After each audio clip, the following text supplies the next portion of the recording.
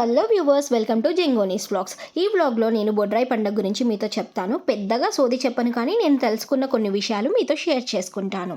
అసలు ఈ బొడ్రాయి పండుగ అంటే ఏంటి, అసలు ఇది ఎందుకు చేసుకుంటారు? ఈ బొడ్రాయిని గ్రామం మధ్యలో ప్రతిష్ఠిస్తారు. దీన్ని నాభిశిల అని కూడా అంటారు. ఈ నాభిశిలాని శీతలాంబ అమ్మవారు అని కూడా అంటారు. ఈ శీతలాంబ అమ్మవారిని పూజిస్తే ఆ గ్రామంలో ఉన్న అంటువ్యాధులన్నీ మాయమవుతాయని ఒక నమ్మకం. ఇదంతా కూడా అంతరించిపోతున్న రోజుల్లో మా విలేజ్లో ఈ ఫెస్టివల్ చేయడం చాలా అంటే చాలా హ్యాపీగా ఉంది. బొడ్రాయి పండుగని ఊరు మొత్తం కులం మతం తేడా లేకుండా ఊరందరూ కలిసి చేసుకుంటారు. బొడ్రాయిని ప్రతిష్ఠించే ముందు రోజు కుంకుమార్చన అయితే చేయించారు. మా ఊర్లో ఉన్న ప్రతి ఇంటి ఆడవాళ్ళందరూ ఈ కుంకుమార్చనలో పాల్గొన్నారు.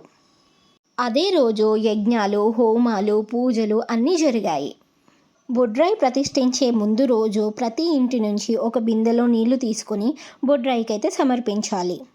ఈ పండగకి ఇంటి ఆడపడుచు చాలా ఇంపార్టెంట్ అన్నమాట. సో మేము మా ఆడపడుచుకి బియ్యం పోసాము, మా అమ్మ వాళ్ళు మాకు బియ్యం పోసారు. ఇలా బియ్యం పోసే కార్యక్రమాలు అయిపోయిన తర్వాత ఇంటి ఆడపడుచు రాగి బిందెలో బోనం చేసి ఆ బోనంని బొడ్రాయికి సమర్పించాలి.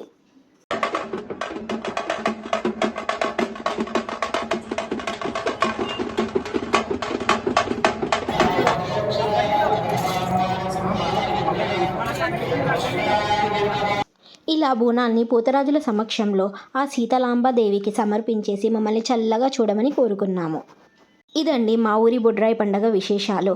ఈ వీడియో కనుక మీకు నచ్చితే please do like, share and subscribe. Thanks for watching.